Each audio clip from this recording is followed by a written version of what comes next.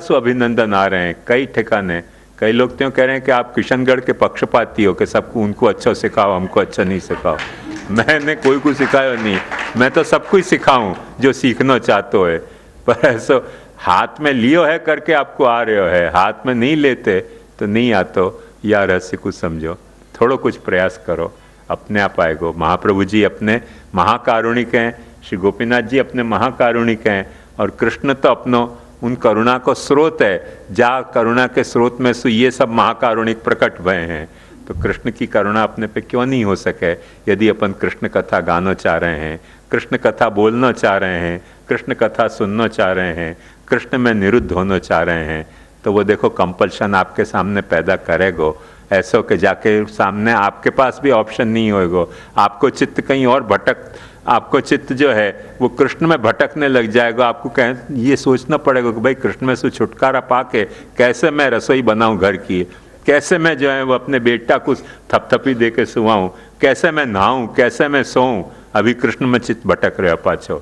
वो कृष्ण कब करेगा कंपल्सन, अपनो कंपल्सन वालो रूप, कि जब आप कृष्ण के साथ थोड़ा सा या तरह से इंटरेक्ट करो, भागवत के माध्यम से, वाके श्रवण के माध्यम से, मने वा को अर्थ समझने के माध्यम से, वह अर्थ को पाछे बोलने के माध्यम से। एक बात समझो, हर वक्त में एक उदाहरण बात तौर पे कहूँ कि जितने तबला के बोल हैं ना, आप 25 बार सुन लो पर आपको बोलने नहीं होंगे। धातर तक धरतर तक धातर तक तू ना तक बोलो बोलो, नहीं बोले जा सकेगा। क्यों? बोलियो नहीं है या लिए सुनाई तो पड़े कि नहीं आपको? धरकर तक धरकर तक धरकर तक धरकर तक रहा बोलो, नहीं बोले जाएगा। तो बोलना शुरू करो तो बोले जाएगा।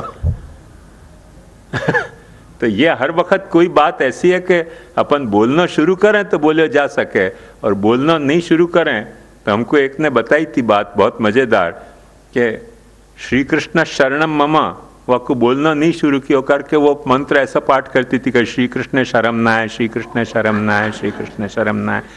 श्री कृष्ण शरणम ममा को श्री कृष्ण शरम नाय कैसे हो गए हो? बोले नहीं या लिए। श्री कृष्ण में बेचारा बेशरम हो जाए जब आप ऐसे कहोगे, तुमको जब शर्म ही नहीं आ रही है कि कैसे बोलना, तो वो कृष्ण बेशरम हो जाए। वाकू क्या तकलीफ है बेशरम होने में? तो सबके चीर हरे सबके चीर हरे भी है और सबको चीर देवे भी है द्रौपदी को। पर तुम्हारे दिल में ये भावना होनी चाहिए कि चीर तुमको हरवाने हैं कि चीर तुमको लेने हैं। तुम्हारे मन में ये भावना होनी चाहिए कि हमारे अंबर देहो में हारी शीत लगत तन भारी। तो वो लौटाएगो, काय को चीर नहीं लौटाएगो, अच्छे अच्छे चीर लौटा देगो तुमको। तो तुम्हारे दिल को ये मनोरथ होना चाहिए। वाकू तो बेशरम होने में जरा भी तकलीफ है ही नहीं, क्योंकि एकदम बिंदास है कृष्ण अपनो। चाहिए जब चीर हर ले, चाहिए जब चीर प्रदान कर दे। मन में भावना रखो कि अपन वो चीर पहने जो कृष्ण अपने को दे रहे हो। तो बस वो ऐसे चीर देगो कि जाको कोई खींच ही नहीं सके। दुशासन हो, कोई दुशासन वाकू खींच नहीं सके, कितना भी बड़े वो शासन हो ना। पर तुमने कृष्ण सु चीर मांगे ना कि हम अनावृत न हो जाए, वाको चीर तुम दो, तो ऐसे चीर देगो कि कोई दुशासन नहीं खींच सके। अपन को चीर हरा गए हैं, क्यों? दुशासन के द्वारा, क्योंकि अपन ने कृष्ण से चीर नहीं मांगे हैं, अपन ने खोटे अहंकार के चीर पहन के रखे हैं, वो चीर दुशासन ने हर लिए हैं। खोटे स्वार्थ के चीर पहन के रखे हैं, वो दुशासन ने हरे। कृष्ण से चीर मांगो, दुशासन विफल हो गया, वाके हाथ थक गए खींचते खींचते चीर को। तो ये भाव दिल में रखो। अपना कृष्ण ऐसा है मज़ेदार, एक भगवान का स्वरूप है जो देश काल स्वरूप की मर्यादा में प्रकट होते हुए भी देश काल स्वरूप की मर्यादा से कैसे अतीत है। ये बात अपने को कभी भूलनी नहीं चाहिए। जितने भी प्रतिभागी हैं उनने बहुत अच्छे ढंग से भाग लियो, सबको मेरी बधाई। और सब वो जाके घर में जाके सामने शेखी बघार सकते हैं। वो शेखी बघार हैं कि मैया में कैसी गाय चराई। गाय को मतलब वाणी हुए हो, संस्कृत में गाय को मतलब वाणी भी हुए। तो जाके शेखी बघारो के मैया में ऐसी गाय चराई कि भागवत के शिविर में कृष्ण भयो प्रकटाई।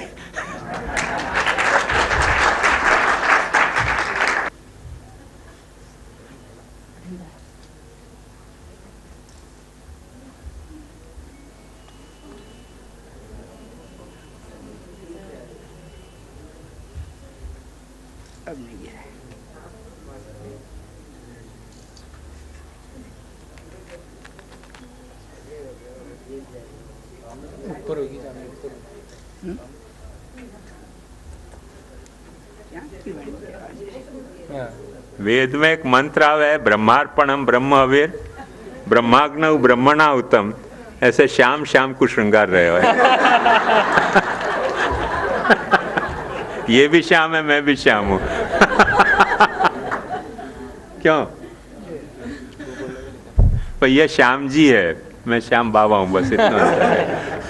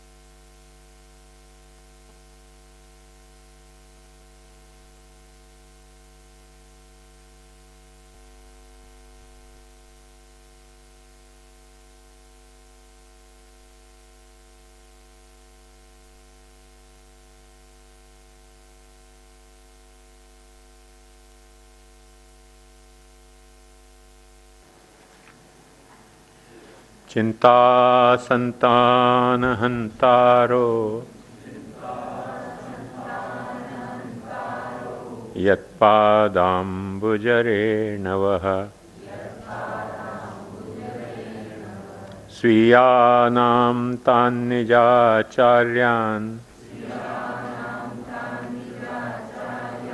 प्रणमामि मुहुर्मुहुः। यदनुग्रहतो जन्तुः सर्वदुःखातिगो भवेत् तमहं सर्वदा वन्दे श्रीमद्वल्लभनन्दनम्। अज्ञानतिमिरान्धस्य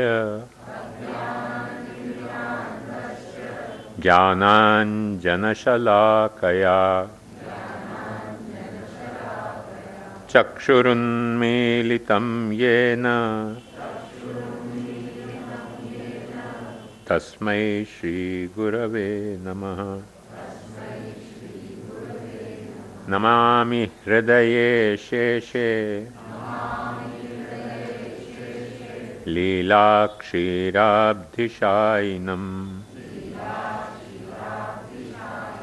लक्ष्मीसहस्रलीलाभि सेव्यमानं कलानिधिम्। चतुर्भिश्च चतुर्भिश्च चतुर्भिश्च स्त्रिभिस्तथा षड्भिर्विराजते योऽसौ पंचधा हृदये मम। मतिः कृष्णे गतिः कृष्णे रतिः कृष्णेस्तु सर्वदा। मतिः कृष्णे गतिः कृष्णे रतिः कृष्णेस्तु सर्वदा। संसृतिर्वापि मुक्तिर्वा कृष्णैव सदा मम। मतिः कृष्णे गतिः कृष्णे रतिः कृष्णेस्तु सर्वदा। बुद्धे श्रीकृष्ण माहात्म्य ज्ञानायोद्घोषणाय वा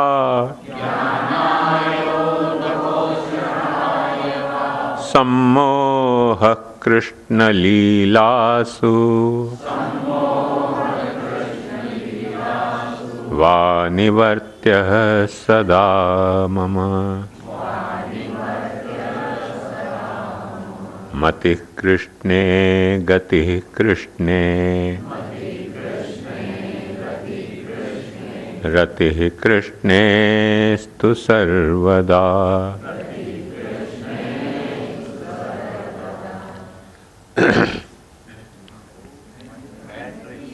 मैत्री कृष्ण जनैः साकं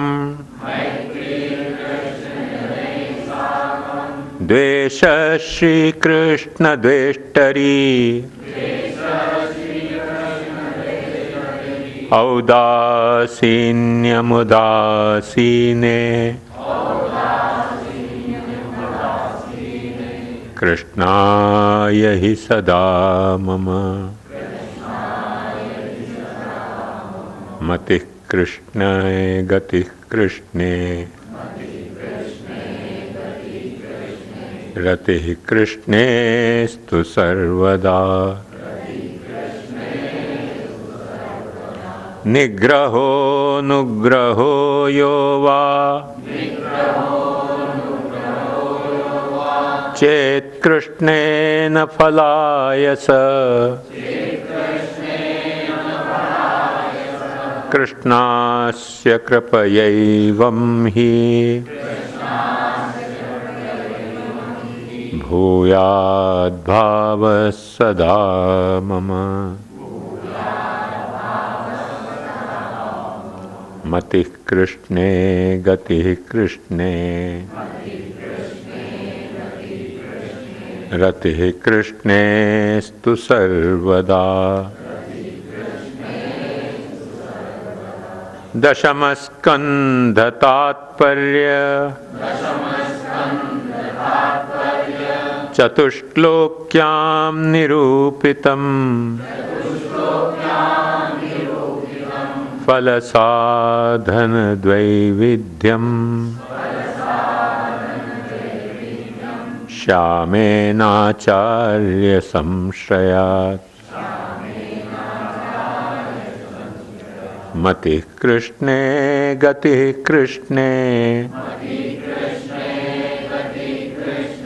रतिः कृष्णेस्तु सर्वदा। मतिः कृष्णे गतिः कृष्णे रतिः कृष्णेस्तु सर्वदा।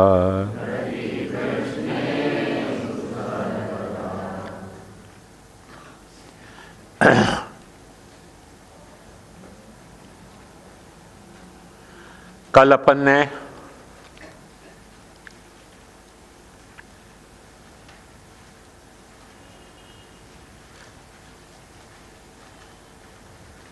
रूपलीला के द्वारा सिद्ध होते निरोध नाम लीला के द्वारा सिद्ध होते निरोध, भक्ति लीला के द्वारा सिद्ध होते निरोध और भागवत के द्वारा सिद्ध होते निरोध। इन निरोधन की चर्चा में जो बात मुख्यतया समझने की थी वो मैंने ये बताई थी कि रूप लीला से जो भगवान भक्त को निरोध सिद्ध करें, जीवात्मा को निरोध सिद्ध करें हैं, वह निरोध में वो निरोध सिद्ध हुए देश काल स्वरूप की मर्यादा में, और वह देश काल स्वरूप की मर्यादा में स्वयं भगवान भी पहले निरुद्ध हुए हैं। पर निरुद्ध हैं या को मतलब कि प्रकट भय हैं इतनो ही, निरुद्ध भय हैं वा को मतलब ऐसे नहीं समझनो कि उनने अपनो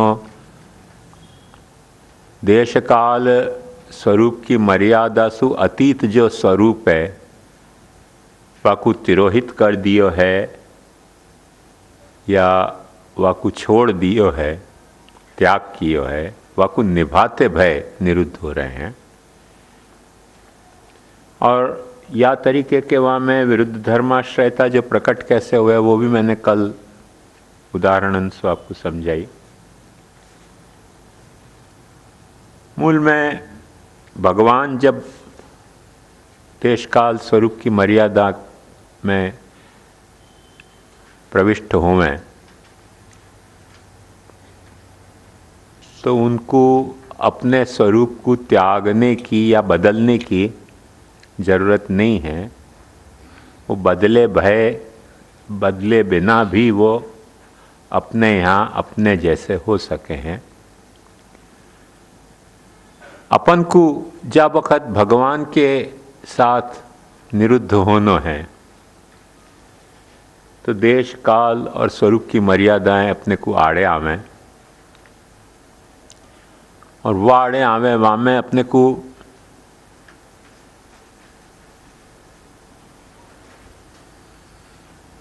जो जैसे उठना चाहते हो वह को उठने के लिए कोई सहारा दे,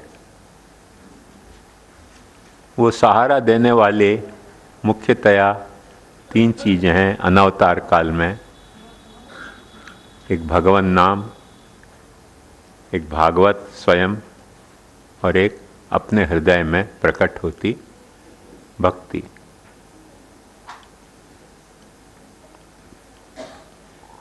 थोड़ा सो गंभीरता से देखोगे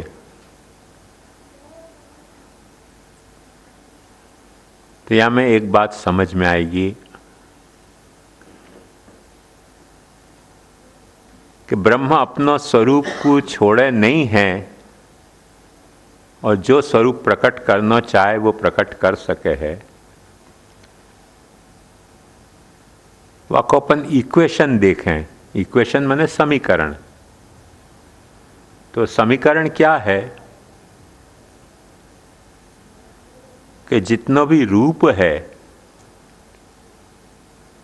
वासु जब निरोध भगवान कर रहे हो है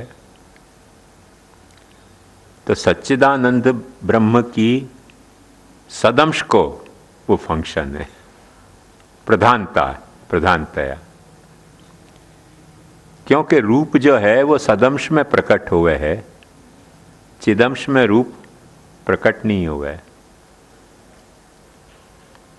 नाम जो है वो ब्रह्म के चिदंश में प्रकट हुए है।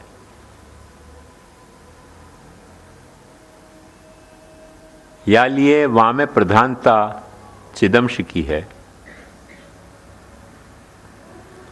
नाम के पाछे दो रूप हो जाए हैं, एक भगवान के स्वरूप को नाम और एक भगवान के लीला को नाम। तो भगवान के स्वरूप के नाम तो जैसे पुरुषोत्तम सहस्त्र नाम में अपन देख सकें गोविंद, माधव, दामोदर, कृष्ण, वासुदेव, ऐसे सहस्त्र नाम उनके हो सकें। वो भगवान के व्यक्ति नाम है। बात समझ में आई ना? और श्रीमद् भागवत जो है वो भगवान को व्यक्ति नाम नहीं है, पर भगवान को लीला को नामात्मक स्वरूप है। ये लिए अपन पारायण में निरंतर पाठ करते रहे, भगवान नामात्मक स्वरूपिणे भागवताय। तो भगवान के नाम, भगवान को नामात्मक स्वरूप है करके लीला जो है वो भगवान के चिदंश में सु नामात्मक स्वरूप की लीला जो भगवान की है निरोध करने की, वो भगवान के चिदंश के स्वरूप में प्रकट हुआ है। और वो चिदंश के स्वरूप में प्रकट हुआ करके वहाँ श्रवण कीर्तन और स्मरण को प्रधानता ज़्यादा मानी है। रूप लीला दो तरह से प्रकट हो सके, वो कल मैंने थोड़ो इशारा इंगित कियो तो कि एक अवतार काल में सर्वन को दृश्य बन के, सर्व के प्रति दृश्य बन के, और एक अनवतार काल में सबके प्रति दृश्य बन के नहीं, पर भक्तैक दृश्य बन के रूप प्रकट हो गए। वो भक्तैक दृश्य, भक्त ही वा को दर्शन कर सके, सब दर्शन नहीं कर सकें।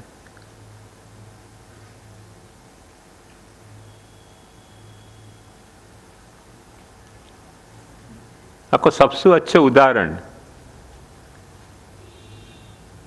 बहुत सारे हैं, एक नहीं है,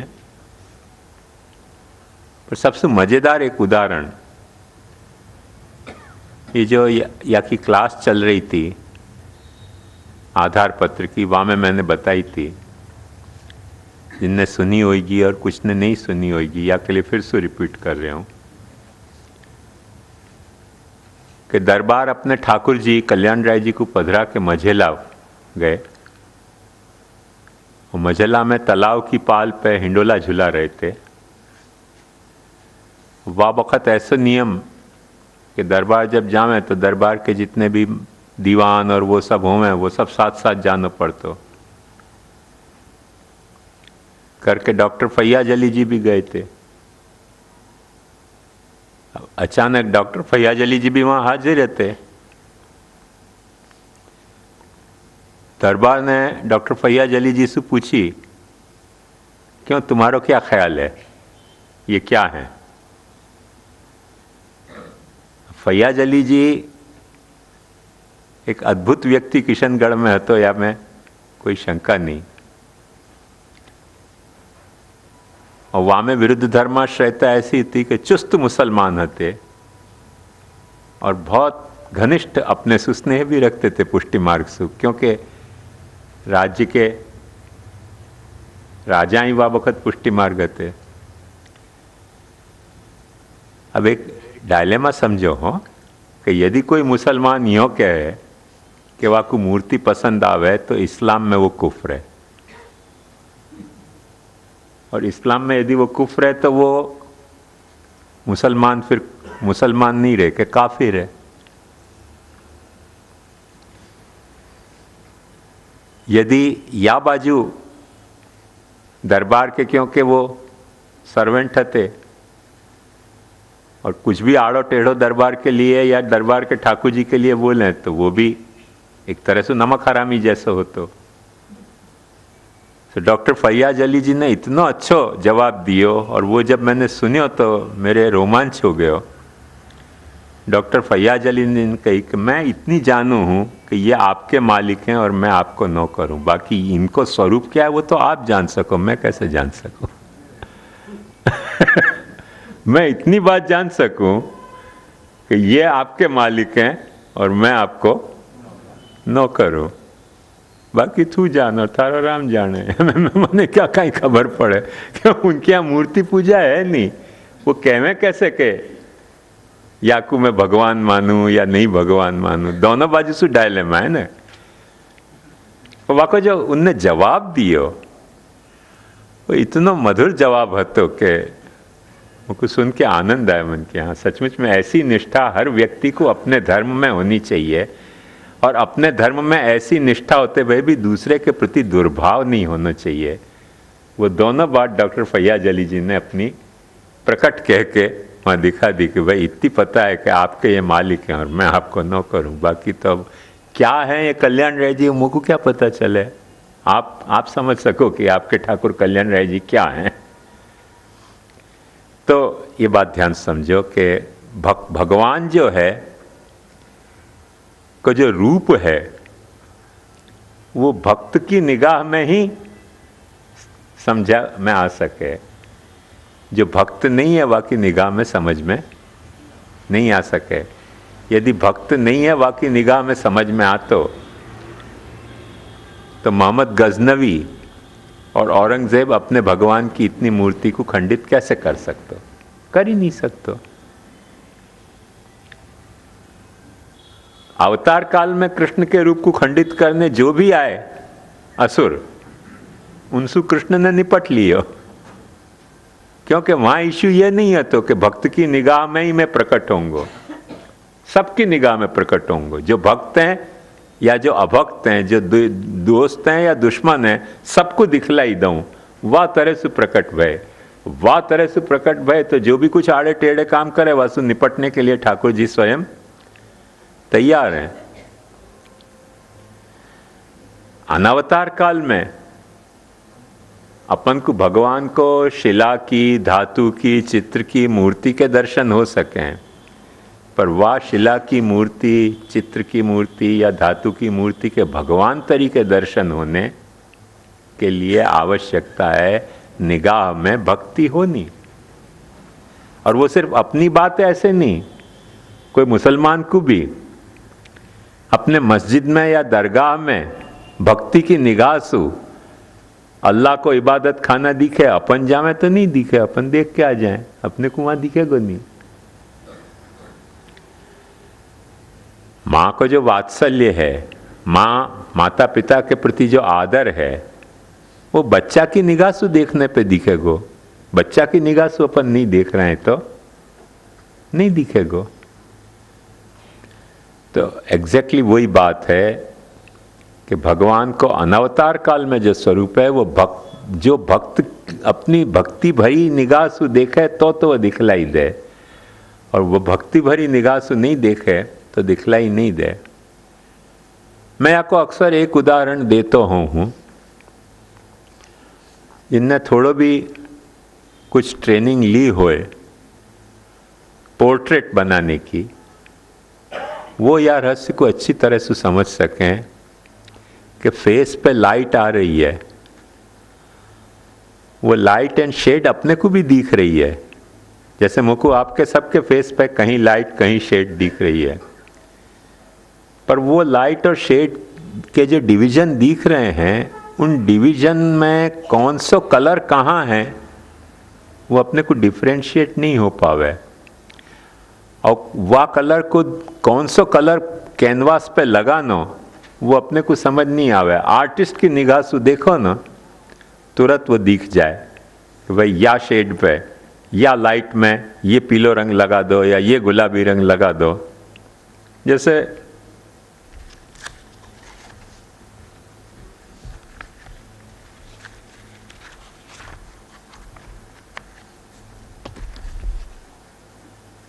देखो यहाँ में भी लाइट शेड है, यहाँ शेड है, यहाँ लाइट है, यहाँ शेड है, यहाँ लाइट है। अब वो लाइट और शेड वाने हरे रंग से बता दी है, अब वो आर्टिस्ट को दिख सके।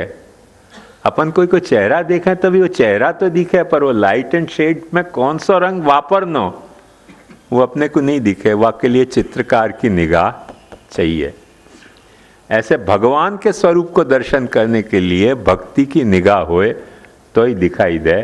भक्ति की निगाह नहीं होए तो भगवान को स्वरूप अनवतार काल में दर्शन अपने को नहीं दे। ये रहस्य मैं समझूं कि आपको अच्छी तरह से समझ में आना चाहिए। और जब ये यदि आप समझ गए तो आपको ये समझ में आएगा कि अनवतार काल में जब वक़्त अपन निरुद्ध होना चाह रहे हैं, वह वक़्त अपने को देश काल स्वरूप की मर्यादाएं आड़े आती हुए, कुछ न कुछ विघ्न रूप हुए हैं। उन विघ्नन को अपन पार करें तो भगवान को स्वरूप अपने को समझ में आवे।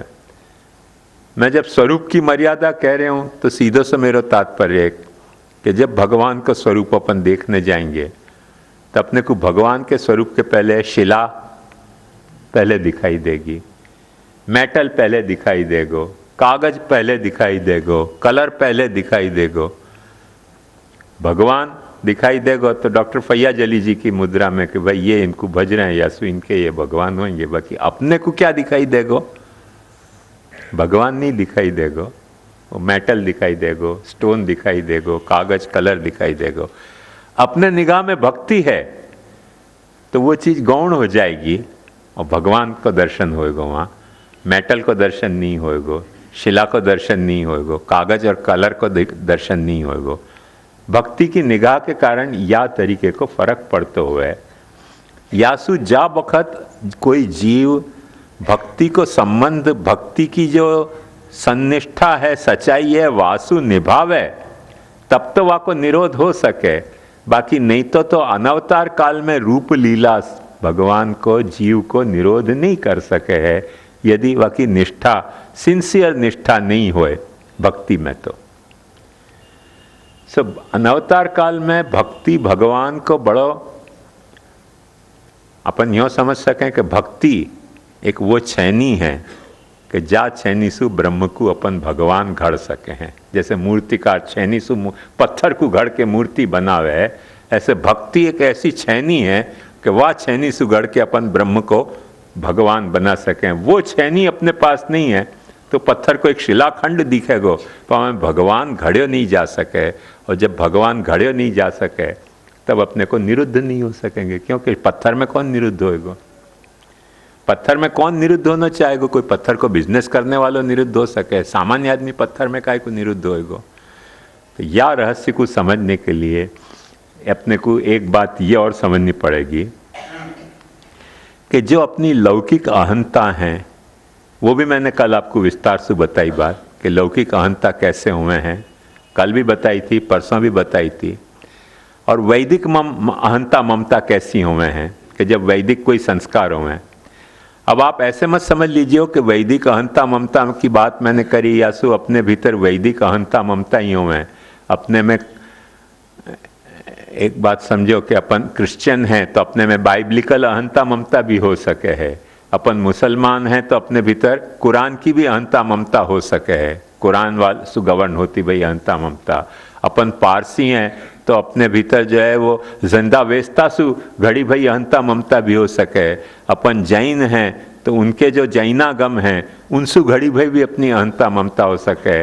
अपन बौद्ध हैं तो बौद्धागमन सु घड़ी भाई भी अपनी अहंता ममता हो सके। ये सारी अहंता ममता अपनी लौकिक अहंता ममता नहीं हुए हैं, ये शास्त्रीय अहंता ममता हुए हैं। बात समझ में ना? जैसे हर जानवर की में भी अहंता ममता हुआ है। अहंता ममता कोई मनुष्य को ही स्वभाव ऐसे नहीं, कोई भी जानवर को देख लो, प्रत्येक जानवर में कुछ अहंता कुछ ममता हुआ है। वो अहंता ममता वह जानवर को अपन पालतू बनावे ना, और जानवर स्वीकार कर ले कि मैं या के द्वारा पालतू प्राणी हूं, तो वह की अहंता ममता भी बदल जाती हो। ऐसे बहुत सारी गाय, कुत्ता, जानवर जिनको अपन छोड़ जावे वो पाछे अपने घर लौट के आ जाएं। अब उनको रास्ता कौन बतावे, उनको रोड मैप कौन समझावे? माने 50 मील दूर छोड़े भाई भी जानवर पाछे लौट के अपने घर आ जाएं, तो उनको वो अपने मनुष्य समाज में रहने वाली जो अहंता ममता है। माने एक बात ध्यान समझो कि जो जंगल में रहने वाला जानवर है वह की जंगल वाली अहंता ममता है, पर शहर में रहने वाले जानवरन की शहरी अहंता ममता कितनी जबरदस्त हो है। वह को एक सीधो से उदाहरण समझो कि जंगल में कभी कार लेके जाओ, बेचारे जानवर हैं पूंछ उठा उठा के भगते हुए, और शहर में गांव में कार आवे ना तो खड़े रहें।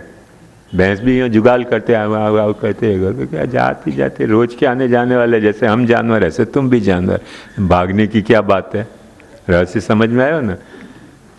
वो वाकु वो भयंकर रूप से नहीं समझें, क्योंकि उनकी अहंता ममता उनको ये समझा दे कि यासु हमारे को कोई हानि नहीं है। और अचानक जंगल के कोई गांव में या एकदम रिमोट विलेज में अपन अपनी कार लेके पहुंचे, भैंस बछड़ा गाय सब पूंछ उठा उठा के ऐसे भगे जैसे कोई महान आपत्ति आ गई हो, भूकंप आ गए हो, क्या तकलीफ आ गई हो। क्यों? क्योंकि उनकी अहंता ममता को पता नहीं चले कि ये कौन सा प्राणी आया हो हमारे गांव में। बात समझ आई ना? तो शहर में रहने वाले जानवरन की भी शहरी अहंता ममता हुए है। यहाँ तो मैंने नहीं देखे हो, पर बम्बई में मैंने बहुत ऑब्जर्व करके देखे है कि रोड क्रॉस करने के पहले कुत्ता पहले आने वाले ट्रैफिक को देखे, फिर आधो रोड क्रॉस करे, फिर जाने वाली ट्रैफिक को देखे, तब रोड क्रॉस करे। इतनी वाकई अहंता ममता शहरीकरण के कारण शहरीकृत हो गई हो है। तो अपन यूँ समझें कि अपनी ही अहंता ममता को रिफाइनमेंट है, ऐसी बात नहीं है। जानवरें भी शहर में रहें, या जैसे जानवर सर्कस में रह रहे हो है, तो सर्कस में रहते जानवर की अहंता ममता सर्कस वाली अहंता ममता हो जाए, वह को स्पष्ट प्रमाण देख सको कि बहुत वक्त सर्कस वाले बिल्ली और ऐसे कुत्ता और शेर को, बकरी और शेर को भी एक गाड़ी में बैठा के ऐसे वो चक्कर खवाते हुए हैं। वो खा नहीं जाए, वह को क्यों नहीं खा जाए? क्योंकि वाकई अहंता ममता से वह को समझ में आ जाए कि हम दोनों सर्कस के प्राणी हैं, एक दूसरे को खाने के लिए नहीं है। अहंता ममता रिफाइन हो गई ना दूसरे तरह की। बात समझ में आई ना आपको?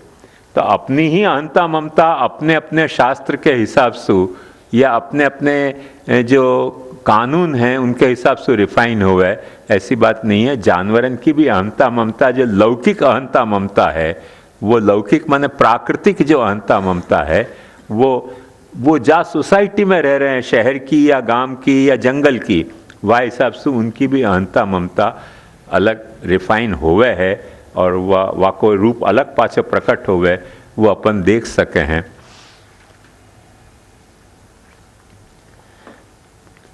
हमारे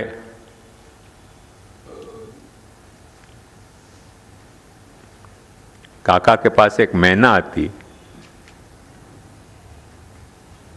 तो वो सुबह चाय मंगाते, उनकी ललिता बाई आती, तो सुबह होते ही वहाँ हिला पड़ता, ललिता बाई चाय लाओ।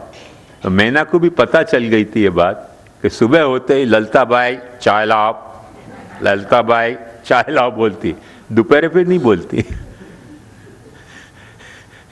वहाँ को लगता कि ये चाय लाओ बोलने की जो ध्वनि है वो सुबह ही निकाली जाए है, दोपहर निकाली नहीं जाए। तो देखो कि अहंता ममता रिफाइन तो भाई के नहीं कछु न कछु। जा समुदाय के बीच में पशु पक्षी जानवर रहवे है। एक बात समझो, गाय भैंस जिनको अपन दूध दुहे ना, कोई जंगल की गाय को दूध दुहने जाओ, लात मारेगी ऐसा कि उठा के फेंक देगी। पर जब अपने साथ रहवे ना गाय, तो वो भी बात देखती हो कि हाँ दो जाओ आके खड़ी भई है। बाकी अहंता ममता में या तरीके को रिफाइनमेंट आते हुए है। तो या तरह से अपनी अहंता ममता शास्त्र के अनुसार रिफाइन हुए, वही तरह से अपनी अहंता ममता भक्ति के अनुसार भी रिफाइन हुए है। वहां में एक संस्कार आवे है, भक्तिमय संस्कार अहंता में, जो मैंने आपको अष्टाक्षर मंत्र में अपन जा वक़्त श्री कृष्ण शरणम मम कहें, तो अपनी ममता में एक शरणागति को संस्कार आयो है, कोई एक रिफाइनमेंट आयो है।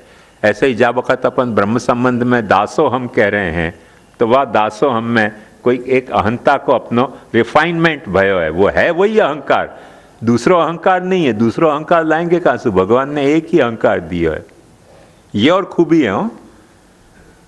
या खूबी को देखो ध्यान से समझो कि तू तुम होवे, वो वे होवे, पर अहम नहीं, प्लूरल होवे ही नहीं, दो अहम होवे ही नहीं, अहम तो एक ही होवे। मैं और तू हम होवे है, मैं और वो भी हम होवे है, पर मैं और मैं को बहुवचन है ही नहीं। मैं और तू को बहुवचन हम है, मैं और वो को बहुवचन हम है, पर मैं और मैं को बहुवचन बताओ क्या है? कुछ नहीं है। मैं तो मैं ही है, मैं एक वचन ही है हर वक्त।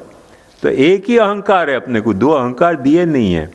पर वह अहंकार में फुग्गा की तरह फूलने की और सिकुड़ने की भयंकर कैपेसिटी दी है कि चाहिए जितना फूल जाए। अपन पहले अपने आप को खाली कुछ मानते हो, जैसे जैसे संबंध बढ़ने लगे माने घर में अपन अपने आप को बच्चा मानते हैं, ऑफिस में अपने आप को अपन बॉस मानने लग जाए, क्लर्क मानने लग जाए, अहंता में बढ़ावा आयो ना।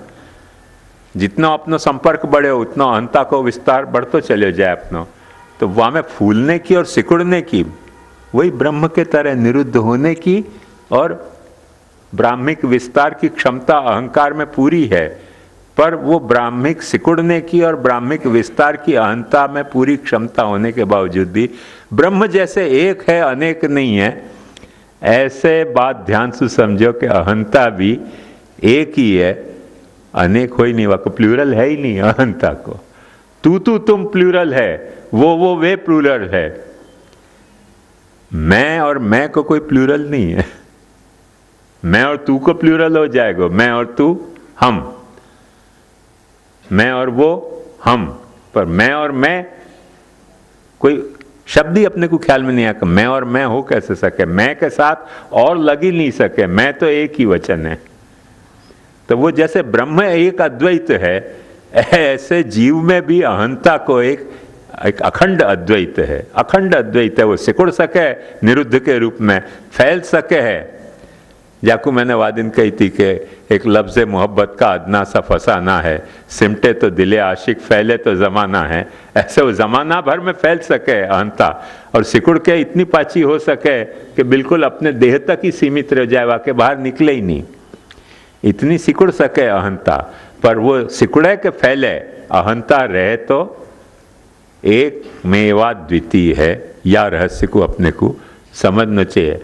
पर जा वक़्त अपन भक्ति के संबंध में इन्वॉल्व हुए, वह वक़्त अपनी अहंता भक्तिमय हो जाए है, और वो भक्तिमय हो जाए है अहंता, वह वक़्त अहंता के जो प्राकृतिक रूप हैं उनको रिफाइन होना पड़े। भक्ति अपने अहंकार को एग्जैक्ट वही तरह से घड़े है जैसे कोई मूर्तिकार छैनी सु पत्थर को घड़ के और मूर्ति बनावे।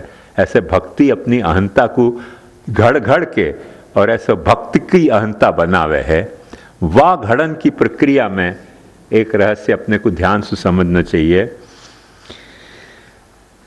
कि जा वक़्त अपनी अहंता भक्तिमय घड़ा जाए, वाह वक़्त अपने को अनुभव क्या हुए।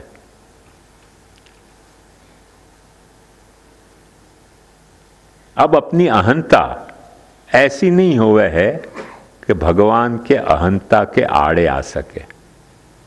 वो बात मैंने आपको बताई थी कि अपनी अहंता डाइल्यूट हो जाए।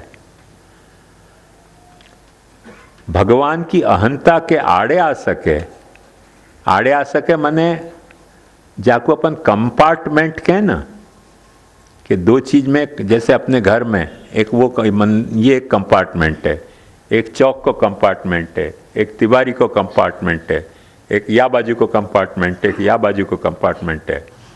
पर ये सब कंपार्टमेंट कैसे कंपार्टमेंट हैं कि इनमें दरवाजा है। या कंपार्टमेंट से वह कंपार्टमेंट में जानो हो तो दरवाजा है। ऐसे कंपार्टमेंट नहीं है कि जो बंद दरवाजा के कंपार्टमेंट हो, कि जामे न तो घुसे जा सके न जामे सु निकले जा सके। ऐसे अपनी अहंता जो रिफाइंड नहीं है, वहाँ में कई वक्त कंपार्टमेंट तो हुए ही है, पर वो बंद भी वाके दरवाजाएं हो सकें कि अपन ने जितने चीज को अपनी अहंता में अंदर रख के और दरवाजा बंद कर लिया, अब दूसरे को अपन घुसवे नहीं दे। नो एडमिशन विदाउट परमिशन लिखे भय हुए ना, कि हमारे परमिशन के बिना यहाँ में घुसने की मनाही है।